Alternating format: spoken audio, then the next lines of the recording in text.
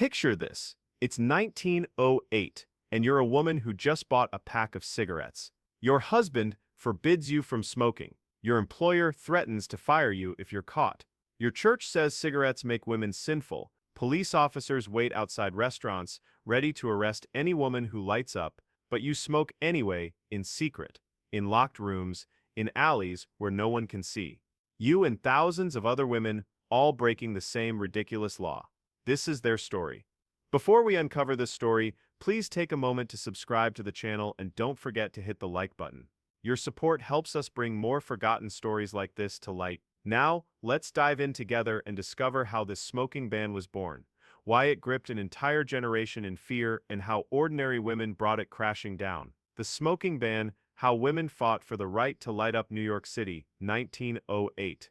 The streets hummed with the sound of horse-drawn carriages and the occasional sputtering automobile. Men in dark suits and bowler hats hurried to work, newspapers tucked under their arms, cigarettes dangling from their lips.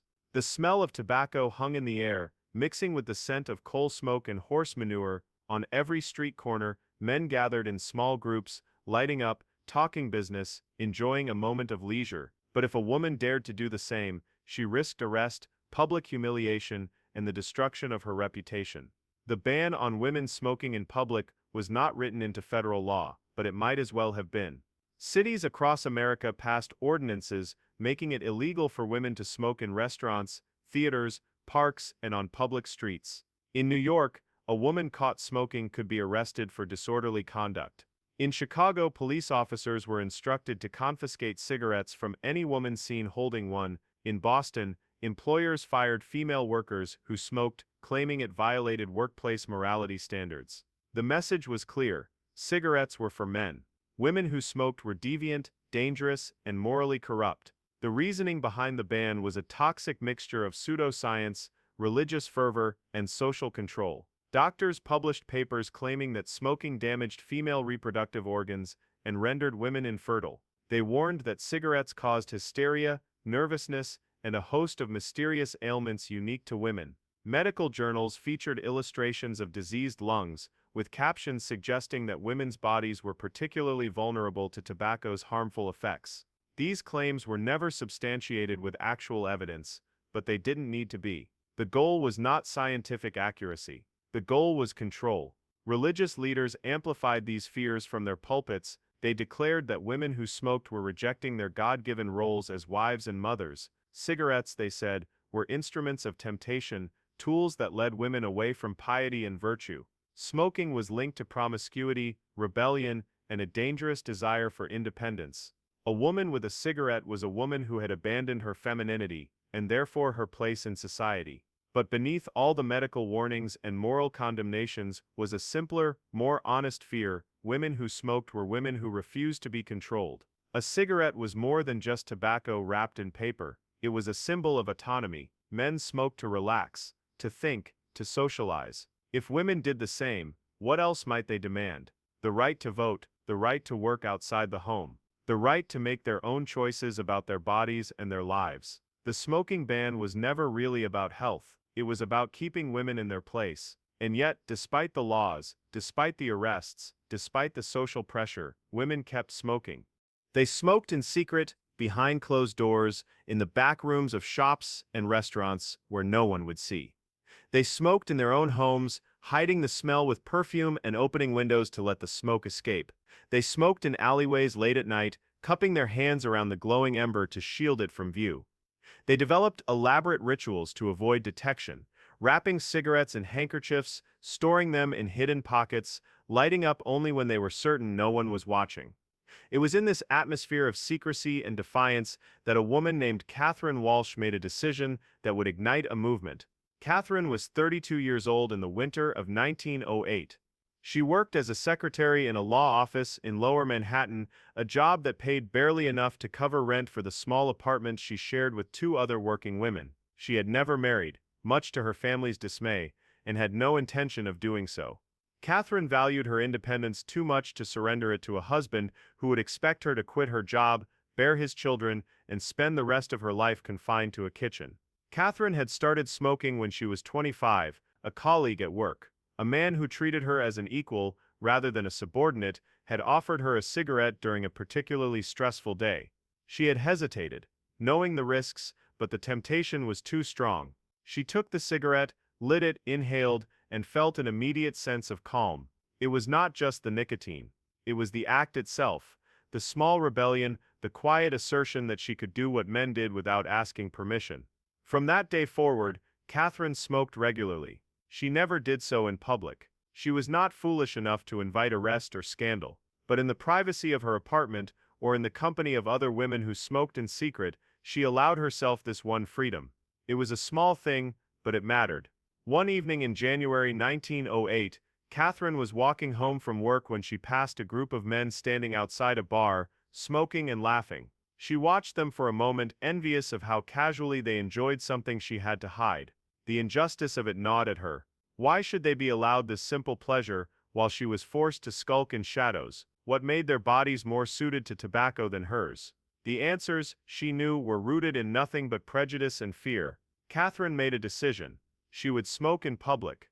Not to provoke, not to make a statement, but simply because she was tired of hiding. The next day, she left work at her usual time, walked to a nearby park, sat down on a bench and pulled a cigarette from her purse. She lit it with a match, inhaled, and exhaled slowly. For a few moments, nothing happened. Then she noticed people staring. A woman clutched her child and hurried away. A man shook his head in disgust, and then a police officer approached. He was young, probably no older than 25, with a stern expression and a notebook in his hand. He asked Catherine what she thought she was doing. She told him she was smoking. He informed her that smoking in public was prohibited for women and that she needed to extinguish the cigarette immediately. Catherine refused. The officer's expression hardened. He told her she was under arrest for disorderly conduct. Catherine did not resist. She allowed herself to be escorted to the police station, where she was booked, fingerprinted, and placed in a holding cell. She spent the night there, surrounded by other women who had been arrested for minor infractions, loitering, vagrancy, public intoxication. In the morning, she was brought before a judge. The judge was an older man with a gray beard and a weary expression. He listened as the arresting officer described Catherine's crime. He asked Catherine if she had anything to say in her defense. She said only that she had been smoking a cigarette, an act that was legal for half the population and should be legal for the other half as well.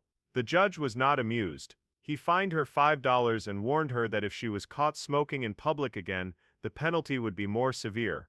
Catherine paid the fine and left the courthouse. She expected to feel humiliated or defeated. Instead, she felt angry, and that anger would not let her rest. She began talking to other women, friends, co-workers, acquaintances. She discovered that many of them smoked in secret and resented the ban just as much as she did. They were tired of hiding, tired of being treated like criminals for doing something men did openly every day. Catherine proposed an idea. What if they stopped hiding? What if they smoked in public, together, and forced society to confront the absurdity of the ban? Some women were terrified by the idea. They worried about losing their jobs, being arrested, damaging their reputations, but others were intrigued. A small group of women agreed to join Catherine in what they called a smoke-in, a public act of defiance, designed to challenge the law and draw attention to its injustice. On a cold afternoon in March 1908, Catherine and 12 other women gathered in Washington Square Park. They sat on benches, pulled out cigarettes, and lit them. They smoked calmly, deliberately, making no effort to hide. Within minutes, a crowd had gathered. Some people applauded, most did not.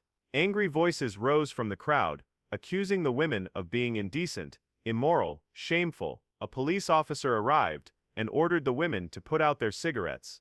They refused. All 13 women were arrested. The arrests made headlines. Newspapers across the city ran stories about the cigarette women who had dared to defy the law. Editorials condemned them as a threat to public decency, but not everyone was outraged. Some writers questioned why smoking should be illegal for women when it was perfectly acceptable for men. Letters to the editor began appearing, written by women who admitted they smoked in secret and supported Catherine's cause. The trial became a spectacle. The courtroom was packed with journalists, curious onlookers, and women who had come to show their support. The prosecutor argued that the defendants had violated public decency laws and that their behavior was designed to corrupt societal norms. Catherine's lawyer, a progressive attorney who had volunteered to represent the women for free, argued that the law was discriminatory and had no basis in medical science or public safety. He called expert witnesses, doctors who testified that there was no evidence smoking was more harmful to women than to men. The judge was unmoved. He found all 13 women guilty and imposed fines. But the trial had accomplished something important. It had started a conversation. Women's groups began organizing protests. They held rallies in parks and outside courthouses, demanding the repeal of smoking bans. They distributed pamphlets explaining that the medical claims used to justify the ban were false. They pointed out that the real issue was not health, but control, society's fear of women who refused to conform. The movement grew slowly but steadily. More women began smoking in public, accepting the risk of arrest. Some were fined, some were jailed, but with each arrest, public opinion shifted slightly. People began to see the ban for what it was, an absurd attempt to police women's behavior based on nothing but prejudice. The tobacco industry, which had previously ignored female smokers, began to take notice. They saw an opportunity. If women could smoke legally, that would double their potential customer base. Advertising campaigns began targeting women, though carefully. Early ads did not show women smoking. Instead, they showed women standing next to men who smoked, suggesting that cigarettes were sophisticated, modern, and desirable. The message was subtle but effective. Smoking was not just for men anymore. By 1910, the smoking ban was beginning to crumble. Some cities quietly stopped enforcing it. Police officers, tired of arresting women for such a trivial offense, looked the other way. Restaurants and theaters began allowing women to smoke in designated areas. The cultural shift was undeniable, but the real turning point came in 1929. More than 2 decades after Catherine Walsh's arrest, a public relations expert named Edward Bernays, working for the American Tobacco Company, orchestrated a publicity stunt designed to break the last remaining taboos around women smoking. He hired a group of young women to march in the New York City Easter Parade, and at a prearranged signal, they all pulled out cigarettes and lit them. Bernays had tipped off journalists in advance, telling them that these women were lighting torches of freedom, symbols of women's liberation and independence. The stunt was a sensation. Photographs of the women smoking appeared in newspapers across the country. The act was framed not as scandalous, but as empowering. Within months, it became socially acceptable for women to smoke in public. The ban, already weakened by years of resistance, collapsed entirely. Catherine Walsh did not live to see that moment. She died in 1925, at the age of 49 from tuberculosis. But her act of defiance in 1908 had set something in motion that could not be stopped. She had refused to accept a rule that made no sense, and in doing so, she had inspired others to do the same.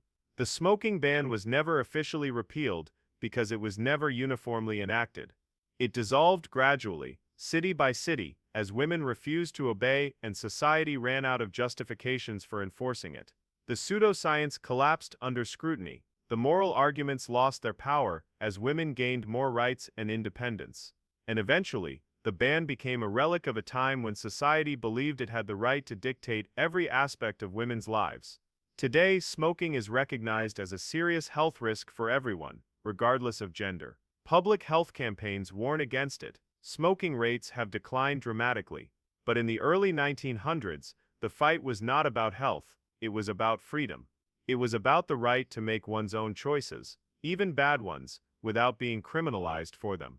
The story of the smoking ban is a reminder that oppression often disguises itself as protection. Society claimed it was shielding women from harm, when in reality it was controlling them. The medical warnings were fabricated. The moral panic was manufactured. The real threat was not cigarettes. It was the idea that women might be autonomous, independent, and unafraid. Catherine Walsh and the women who joined her did not fight for the right to smoke. They fought for the right to be treated as equals. They fought against a society that believed women's bodies, women's choices, and women's freedoms were up for debate. And they won, not through a single dramatic victory, but through years of persistence, courage, and refusal to comply. The cigarette was never the point. The point was that no one had the right to tell them they couldn't quote T. The smoking ban is long gone, but the pattern remains. Throughout history, society has found ways to control women's bodies and choices, always claiming it's for their own good. It makes you wonder what restrictions exist today that future generations will look back on with the same disbelief. If this story resonated with you, hit that like button and let me know in the comments, what modern law or social norm do you think will seem absurd in 100 years? And if you want to uncover more forgotten stories of resistance and change, subscribe to the channel. History is full of people like Catherine Walsh, ordinary individuals who refuse to accept injustice and change the world because of it. Let's keep discovering their stories together.